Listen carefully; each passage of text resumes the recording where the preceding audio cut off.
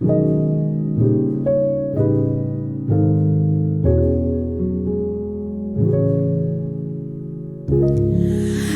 be home for Christmas. Hey everybody, it's BrittanyMeeChel here. Thank you so much for joining another episode of Home for the Holidays. Today I am so privileged to have my therapist. Now, I'm not her only client, but in my mind, I'm her only client. My therapist, and with the help of Jesus, the person that has been getting me through these last years of grief that I have to process. So I have Dr. Tonya Cunningham with me today, and I'm so excited. Thank you, Dr. T, for being here with me. Thank you for having me. I'm excited. We're going to have a conversation today because, listen, this holiday season is coming up. And we're kind of already in that transition of, That's right. We're headed into fall if it ever gets cool and stays cool in Texas. And we're hoping for the best. But we're already getting into that holiday season where people are preparing for Harvest Fest and all these things. And then you have Thanksgiving and Christmas. And today we want to talk about it being the most wonderful time of the year, unless it's not. That's right. Because there is a reality that we have to face that for everybody, these seasons don't feel the same. Exactly. And there may have been seasons where it was the most wonderful time of the year. But what I want us to be more cognizant of, just as human beings, as we go out throughout the world, is that everybody is not feeling how you feel about the season. And I think it's important that we show grace to people and that we are kind and compassionate. And we struggle with that because we haven't, I think because to me, we haven't normalized this conversation enough. This Absolutely. Grief conversation, this conversation of how people are processing their emotions when the holidays come back around. And what do you say to the fact that, like, because I will say today, while we're preparing and doing this, I am in a kind of a triggered space, it being a month where I lost my father.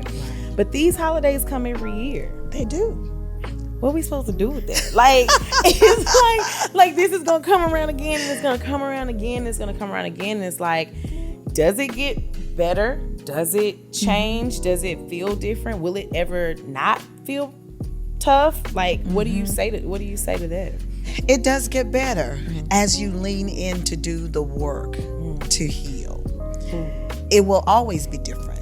Right. One of the biggest mistakes that people make when it comes to grief and when someone has died, that they try to go back to life like it used to be.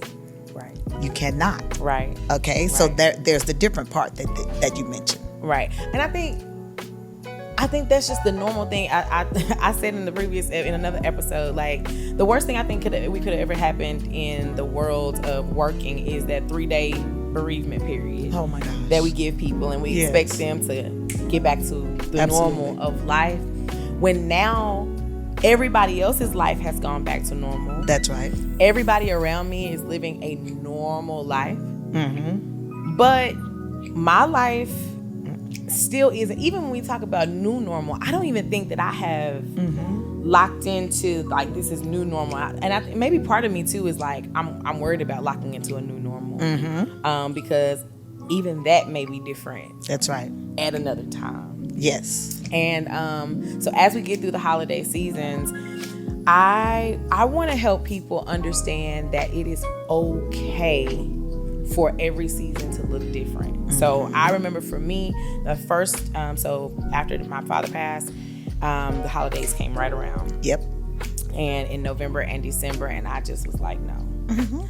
I didn't want to, and I did something different. I traveled for the holiday. I didn't do the normal family, gathering. It just didn't work for me. That's right. How do we make ourselves be okay with what doesn't necessarily work for the family, right? Because it's like, why won't you feel better being with us? Like, why wouldn't you feel better doing the things that we always have done? And I'm going like, this is not normal for me no more. I've always had my daddy, and I don't have him anymore. I've always had Shell. I don't have them. I don't have her anymore.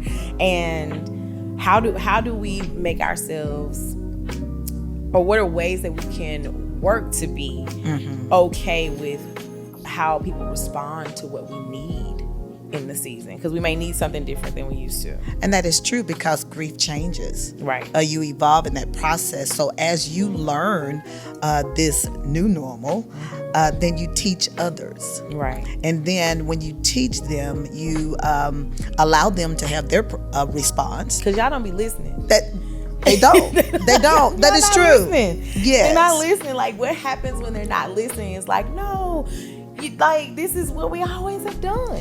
And what that tells you, they've identified for you that they're not a part of your core circle.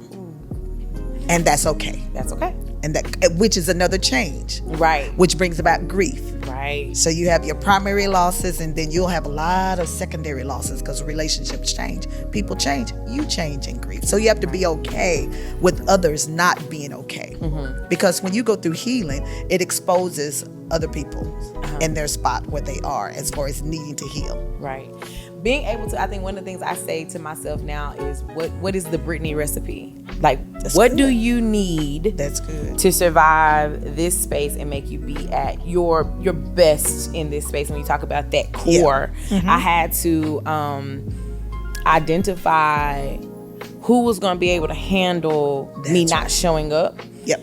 And then who was going to receive me well when I felt like showing up. Because there were moments with that where, attitude. Yeah, where there were moments where it's like, okay, today I might feel like coming. Like, well, where was you at the other day? And it's That's like, right. I don't know, I'm probably under the bed. I don't know. But Right. I think we have to normalize. I need us to normalize the conversation around loss. Yes. Because being on this different side of the grieving process, where I kind of view it through different lenses now, my perspective has changed, which I credit a lot Dr. Darius Daniels saying proper perspective brings proper healing. Yes. If you look at a thing the right way, you get a better look at it, Absolutely. then you handle it with a different view. And so I have worked very hard. I am working very hard to put the proper perspective to my grief and into my pain, so that I don't let it rule every wave, of my life. But being able to progress and be on a different side of grief. Yep. Now I want us to understand that grief is not just about death. My biggest grief and the way I've had to process grief has been through the loss of people. Yes. In death.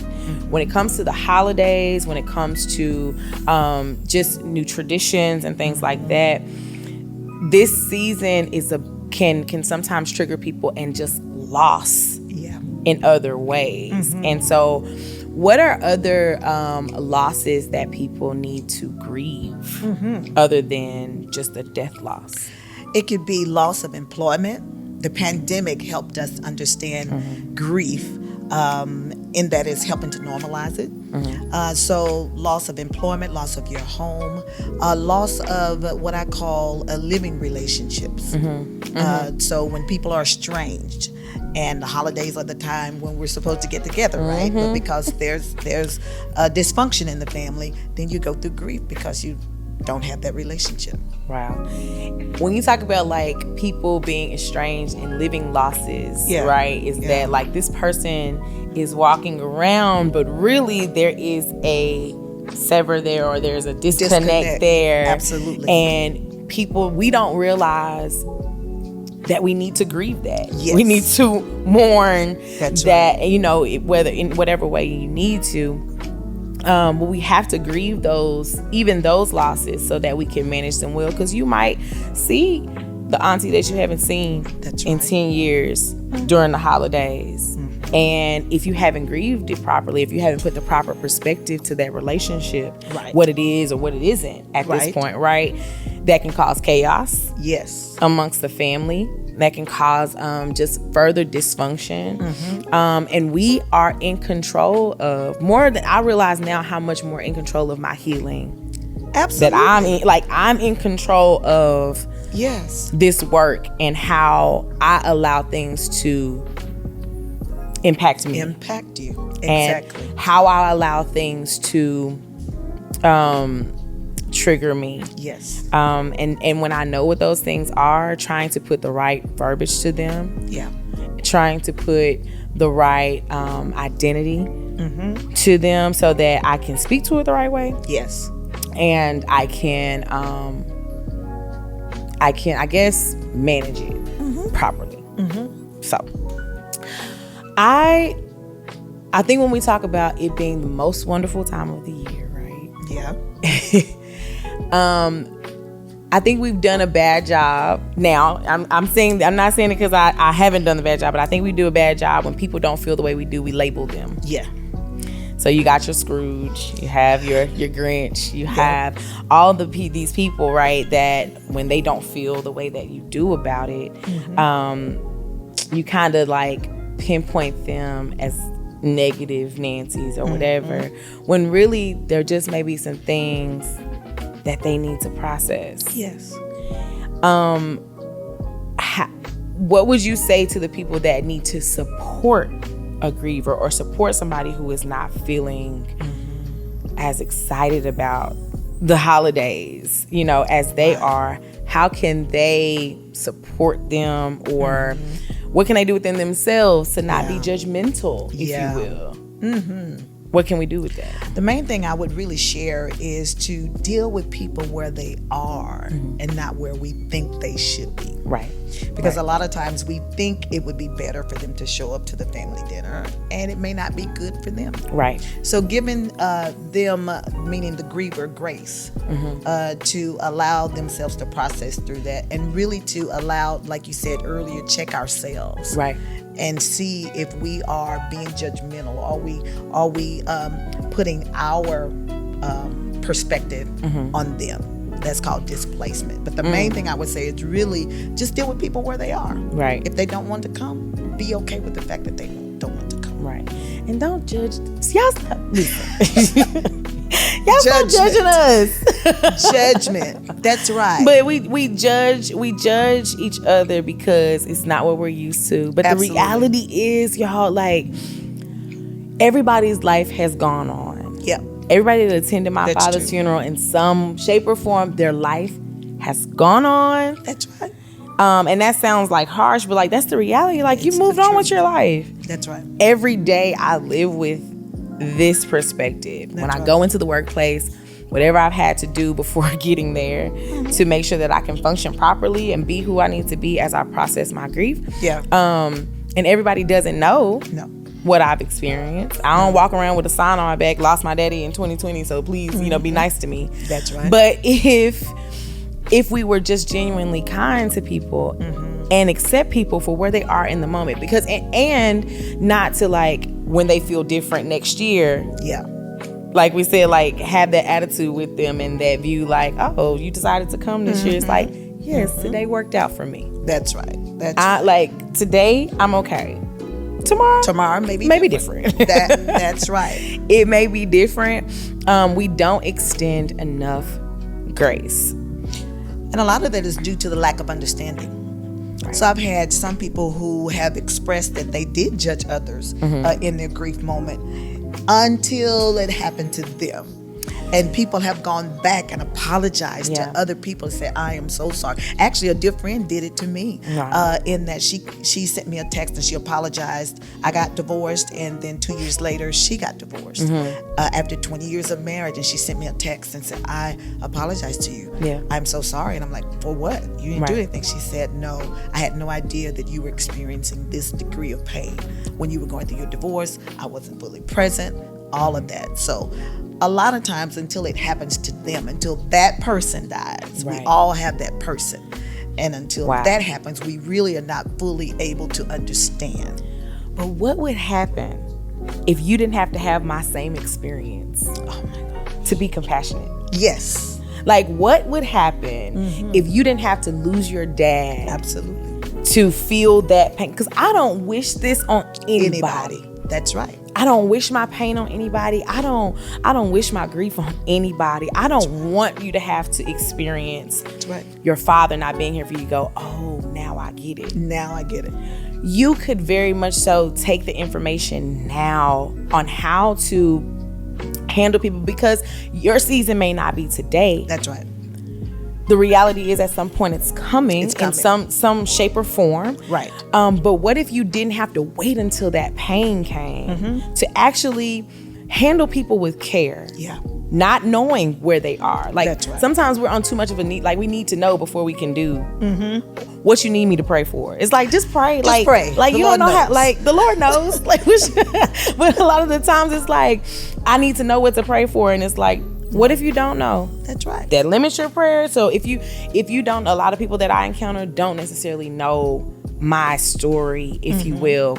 But at the same time, that shouldn't limit whether or not they handle me well if they see me in a triggered space. That's or right. they don't fully understand it. That's where that judgment comes in. Well, I don't understand why you responding that way. You don't necessarily know my pain, but if you could just find within yourself to be kind and compassionate, especially during the holiday season, y'all.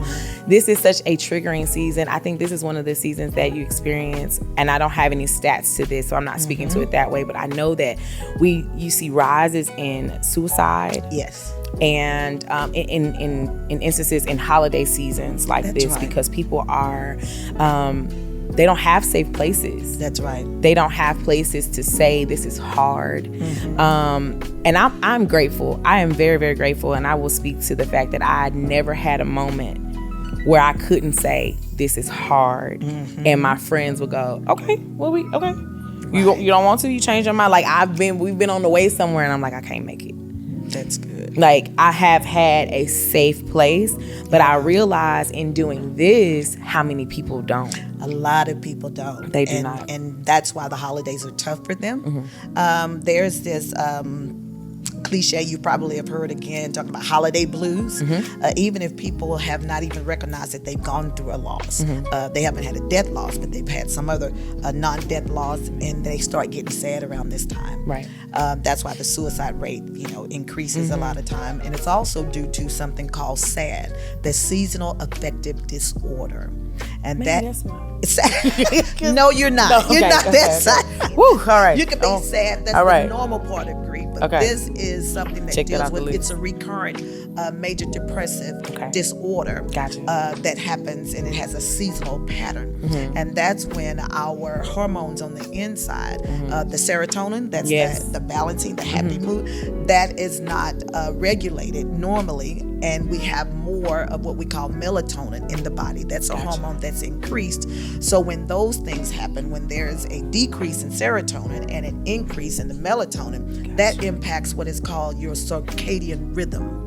That's the biological clock on the inside. And this is why we can not only spiritualize grief, because grief is internal and it Right. deals with our emotions, and it actually impacts your brain. Absolutely. Yeah. I found myself, and that's why I say that. Well, maybe that's because every day, when I got into this season in October, in the fall, autumn Yeah. season starts to change.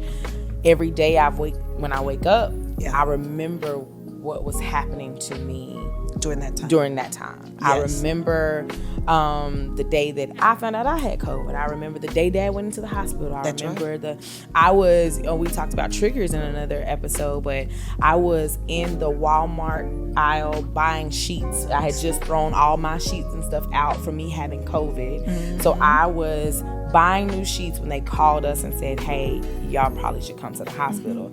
And I remember that moment. Like, for the longest, didn't go down the bedding. I probably still don't go to Walmart as often anymore. But like, going to that area did something to me. And I'm like, why am I like feeling like I could feel it in my body? I can feel it in my brain. Like, my memories are just like very, very clear. And I think we don't take that into consideration. That's right. With people that you don't know what's happening. That's the in part their psychological. That's right. In the psychological part of our being. That's why these settings are important. I applaud you for having this, so it can provide education to people, because the reason your body is responding, we were talking earlier about this book that you should read. It's called The Body Keeps Score. So whether you realize that you are experiencing grief or not, your body knows. So your body is responding. You're like, why is my brain? Because grief impacts your brain. It impacts your logic and how you think and all of that. So it's important to have that understanding, but know that you're in year 3, right? Yes. That's not a long 3. time. Although it seems like a long. I knew she was going to say that. I knew she was going to say that was a long time. It's just been so long. It feels No, it's because she's not used to. You're not used to experiencing this excruciating pain, Right. And processing. Now, Brittany, she already know what I'm getting ready to say. She's had multiple losses, Yes. death losses, and she would start grief counseling. Then she would do what most people do: stop. She would start, then she would stop, and I wouldn't see it for 6 months. I wouldn't see it to a year. Then somebody else died. And then somebody else died. Okay, I'm coming back. I'm back. But then the person, which was her dad, that's the loss that got her to come in and to stay and to dig in to do the work. So it's only been 3 years. That's not long. It's crazy because it's not long. It feels so long, but then then some days it feels like yesterday.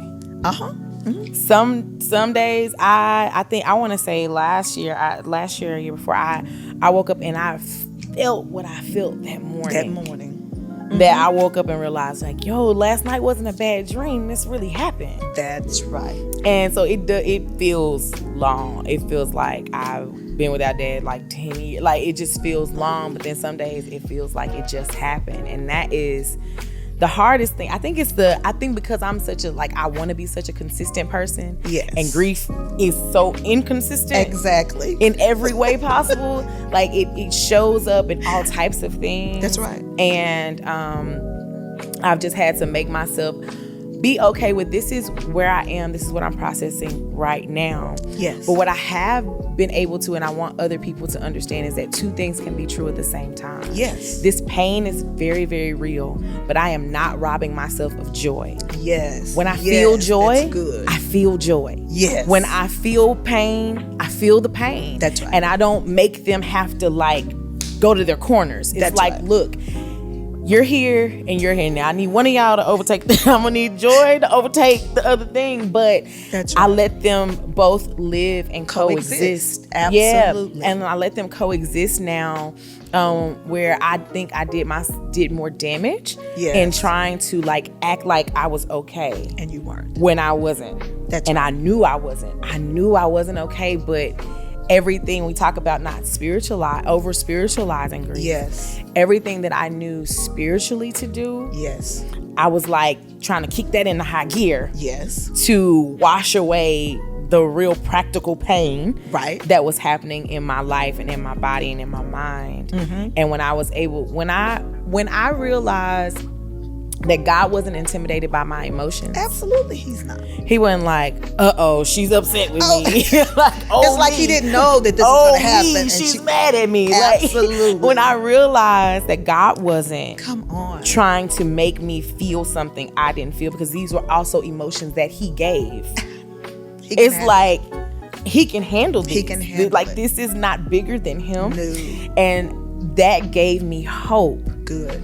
To actually say, okay, I can feel this. Today is hard. God's right. not mad at me for not doing that. That's right. Today is hard.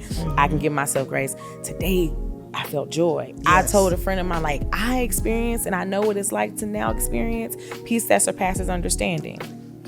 That's right. I woke up, and for the first, I want to say, year, my dad was in my dreams. But he didn't say anything to me. I think one time I wear his ring. I didn't today, but I wear his first wedding ring, and I knew it was him because his hand was out, but I could see that ring on his hand. But I never saw him face to face. And I woke up and I was just in shambles, and I was just crying. And then I think because of that, I don't know, it hadn't happened anymore. And I was like, I really wish my dad would come to me and dream something. And earlier this year, I had a dream, and I saw him, and I saw his smile, and I woke up with this joy, with this peace that felt like he's good. He's good. I'm good. I'm gonna be good. And I told my friend, I was like, I don't understand this. And she was like, duh. That's the thing. That's what we've been waiting to get to. Yeah. We want to experience Absolutely. that. We want to experience that peace that surpasses understanding. That's right. And even on the days where it's weighty. Yep. It's but I know that there is a peace that surpasses understanding that I get to experience. And grief taught it. Grief Absolutely. is such a great teacher. I did want to mention when you were talking about having the weighty days and it's year 3, it's because the type of grief you're dealing with is traumatic grief. Now, Dr. Tonya, Yes. Okay. why are there different? Why is there so many different ones? Because one of the first things that you told me was that when I finally did come and stick with it, I've been doing pretty good, y'all. She's doing good. Yes, the fact that she's here is evidence. This is she's like doing a good. lot of proof. But one of the first things you told me is that I was having to process complicated grief. Yes, because I had so many losses. That's right. That I hadn't actually put the time to. Absolutely. I start and stop, and it's like, now you're telling me, now what is this? What is this? You're grief? dealing with trauma and grief. Mm-hmm. Not all grief is traumatic. Right. But there are some deaths. Most people, if not all, who had a death like yours due to COVID, they're dealing with trauma and grief at the same time. So this is why you can be in year 3 and still have the responses that you are. Right. Okay. Wow. Yeah, because it's very and it's one of those things. One thing that you had me do that really helped me identify, and I think one of my most impactful things that I want to make sure that people get out of this is that you are not alone in what you feel. You're not alone in your experience. That's if you're feeling something and you don't know what it is, and we speak to it, it's because we've dealt with it too. We're not saying it because we haven't felt it. But one of the things you had me do was I went to the 9/11 museum in New York. Yes. And y'all, that experience, though so sad and so weighty, but it helped me so much to understand how, like, there's going to be every year we got to talk about 9/11 and my father's death being a part of COVID numbers, right? That's right. It's going to be something that's now a part of history. That's going to always live with me. It's going to always live with other people. That's right. But being able to identify with the people who dealt with, I also experienced survivor's remorse, where because we had COVID at the same time, I battled with it being me versus him and all of these things. And I think about the people who didn't go to work that day that the Twin Towers were hit. That's right. The people who had went out for lunch or whatever the case, whatever, hadn't made it into work yet. That's right. And so I just want people to understand that, like, when you have traumatic grief or when you have a complicated grief or you have multiple losses, you got to get identity to these things. Having a therapist and Jesus. Yes. Both are necessary. And Jesus, having a therapist has really helped me put identity to what I'm experiencing so that I don't just deem it a bad day and push it to the back of my mind. And then when it comes up again, I don't know what to do with it. That's right. Now, I want to ask you something before we wrap up. You mentioned something to me a couple weeks ago about new pain, like feeling new pain. You realize you're kind of on a different side of grief. There was a space where I didn't feel anything but my father's passing. Yes. And then, like, when I felt like, oh man, like that hurt my feelings, like, there's new pain. And that means that there's some healing from that other grief has taken place. Yes. I think that feels weird for people. It feels weird for me. I'm like, wait a minute. Yes. I'm supposed to feel something like new to make me know that I've healed from something else. What do you say to people who are like, this is new pain. Like, this feels like new pain. Like, this is not the same type of hurt that I experienced from this grief. How do you process and manage new pain now? Are we starting over? No, you're not starting over because you're dealing with whatever that new pain is attached to. And so giving identity, like you spoke earlier, giving identity to that. But when you're dealing with new pain, that's a sign that you're healing because you're not dealing with the old pain. Right. Have you ever had a friend or somebody in conversation and they're talking about that same thing over and over and over? It's 35 years later. Give it up. Either you're going to participate in your healing or you're going to continue to complain about that. So you have that new pain. So that's an indication that you moved from that old space. Yes. And you're going to process it again with whatever that is. Just like you process the old pain, you're going to process this new one. That really helps me. Like, okay, that it's motion. It's slow motion sometimes. It feels like slow motion, but it's motion nonetheless, and it is progress. That's right. Dr. Tonya said something that I want to make sure that you hear. You have to participate in your healing. Yes. As we go through the holidays, as we experience new normals, new traditions, as you try to come up with a way or find new traditions and new ways to process loss, living losses or death losses, whatever your loss may be that you need to grieve, you have to participate. My healing, I wanted to stay in the bed. I have stayed in the bed some days for quite a few months. I stayed in the bed. Once I finally got the strength to keep trying. Yes. Even on the days I didn't have the strength to do it. And I'm not saying that because I've come like, oh my God, I'm all together now. I'm saying that because I've seen what the process can do. Yes. I've seen what participating in healing can do. So as you approach the holidays, I want to encourage you to try for yourself, show up for yourself in a way that maybe other people can't show up for you. Be kind to yourself. Allow yourself a space to grieve and feel what you feel, and allow yourself to decide what you need for this season. That's good. Even if it looks different next year or tomorrow. It may look different, but give yourself the grace and the space to heal and participate in your healing. Dr. Tonya, thank you so much for sitting down with me today. I really, really appreciate it. You have been so instrumental in my healing, and I want to thank you publicly for just your willfulness to heal on your own, to be able to share with other people the necessity of it. So thank you so much. Listen, I love y'all. I'm praying for you. I hope that this helped you. I want you to remember it's not easy, but it's possible. Talk to you soon.